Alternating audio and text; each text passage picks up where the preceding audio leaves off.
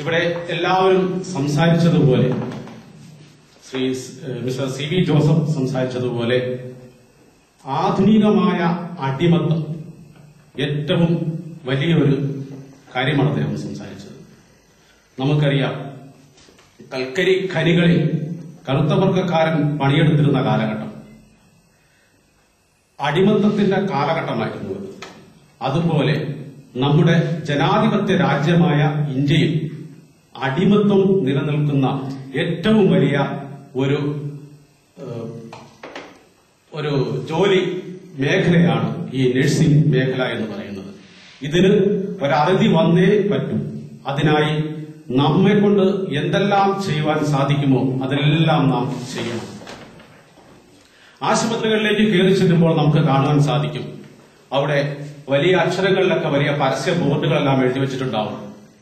അമ്മയുടെ പാല്, മുലപ്പാലാണ് കുഞ്ഞിന് ഏറ്റവും പ്രധാനമായി നൽകേണ്ടത് എന്ന്.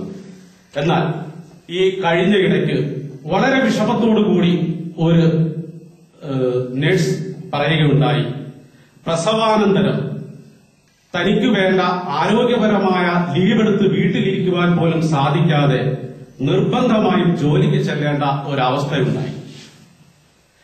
അമ്മയുടെ പാലാണ് ഒരു കുഞ്ഞിന് ഏറ്റവും ജീവിക്കാൻ അത്യാവശ്യമായി വേണ്ടത് എന്ന് പരസ്യവാചകങ്ങൾ എഴുതി ഒട്ടിച്ചിരിക്കുന്ന ആശുപത്രികളിൽ അവിടെ തന്റെ ആരോഗ്യത്തിനനുസരിച്ചുള്ള ലീവ് എടുക്കുവാൻ സാധിക്കാതെ ജോലി ചെയ്യുവാൻ ചെല്ലുന്ന നഴ്സ് കുഞ്ഞിന് കുടിക്കുവാൻ സമയമാകുമ്പോൾ അവരുടെ സ്ഥലങ്ങളിൽ കെട്ടിനിൽക്കുന്ന മുലപ്പാല് പിഴിഞ്ഞു കളഞ്ഞ് ജോലി ചെയ്യേണ്ട ഒരവസരമുണ്ടാകുന്നു. ഇങ്ങനെ ജോലി ചെയ്താൽ അവർക്ക് കിട്ടുന്ന വേതനം എന്ന് പറയുന്നത് ഇന്ന് ഇവിടെ എല്ലാവരും സംസാരിച്ചതുപോലെ ഒരു കൂലിപ്പണിക്കാരന് ടെക്നിക്കൽ എഫിഷ്യൻസി ഇല്ലാത്ത ഒരു വ്യക്തിക്ക് കിട്ടുന്നതിനേക്കാൾ എത്രയോ താഴെയാണെന്ന് നാം ചിന്തിക്കേണ്ടിയിരിക്കുന്നു. ഇവിടെയാണ് ചൂഷണത്തിന്റെ യഥാർത്ഥമായ മുഖം നാം കാണുന്നത്.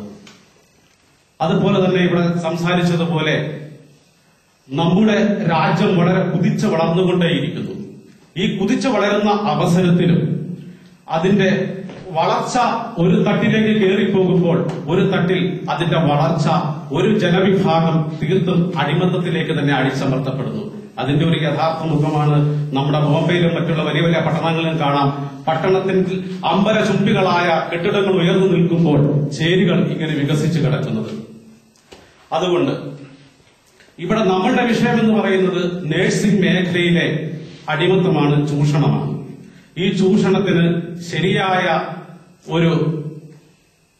അതിന്റെ ശരിയായ ഒരു ഇതുണ്ടായേ പറ്റൂ. കാരണം എന്താ വെച്ച് കഴിഞ്ഞാൽ, ഒരിക്കൽ ഞാൻ എന്റെ ഒരു ഇടതുപക്ഷ ചിന്താഗതിക്കാരനായ ഒരു സുഹൃത്തുമായി സംസാരിച്ചപ്പോൾ ഞാൻ ചോദിച്ചു അദ്ദേഹത്തോട്, സുഹൃത്ത്, നിങ്ങൾ ഇടതുപക്ഷ ചിന്താഗതിക്കാരനാണല്ലോ, ഒത്തിരി ട്രേഡ് യൂണിയനുകളുണ്ട്, കാരണങ്ങളുണ്ട്, നിങ്ങൾ എല്ലാവർക്കും വേണ്ടി കൊടി പിടിക്കുന്നു, എല്ലാവരെയും നിങ്ങൾ സഹായിക്കുന്നു, എന്തുകൊണ്ട് ഈ വളരെ കുറഞ്ഞ വേതനം മേടിച്ച് ഈ 16 മണിക്കൂർ ജോലി ചെയ്യുന്ന നഴ്സുമാരുടെ പ്രശ്നങ്ങളിലേക്ക് നിങ്ങൾ കടന്നു ചെല്ലുന്നില്ല എന്ന് ചോദിച്ചപ്പോൾ അദ്ദേഹം പറഞ്ഞു, എന്റെ പൊന്നു കൂട്ടുകാരാ, ഇതെല്ലാം ചില മതങ്ങളുടെ കസ്റ്റഡിയിൽ ഒതുങ്ങി നിൽക്കുന്ന കാര്യങ്ങളാണ്, അതുകൊണ്ട് ഞങ്ങൾക്ക് അങ്ങോട്ട് കടന്നു ചെല്ലാൻ പറ്റുന്നില്ല എന്ന്. നമ്മൾ അതും ഇവിടെ ചിന്തിക്കേണ്ടിയിരിക്കുന്ന ഒരു കാര്യമാണ്. മതങ്ങളുടെ കസ്റ്റഡികളിൽ ഈ ആതുര സേവന രംഗങ്ങൾ ഒതുങ്ങി നിൽക്കുന്നത് കൊണ്ടാണോ ഇവിടെ ഒരു ചൂഷണം നടക്കപ്പെടുന്നത്? അല്ലെങ്കിൽ കാലാകാലങ്ങളായി മാറി വരുന്ന ഗവൺമെന്റുകൾ തങ്ങളുടെ കീശ വികസിപ്പിക്കുവാൻ വേണ്ടി മാത്രം നിലനിൽക്കുന്നത് കൊണ്ടാണോ ഇവിടെ ചൂഷണം നിലനിൽക്കുന്നത്? ഇതെല്ലാം നാം ചിന്തിക്കേണ്ട കാര്യങ്ങളാണ്. ഏതായാലും ഞാൻ ദീർഘിപ്പിക്കുന്നില്ല, എന്റെ വാക്കുകൾ ഞാൻ ഉപസംഹരിക്കുന്നു.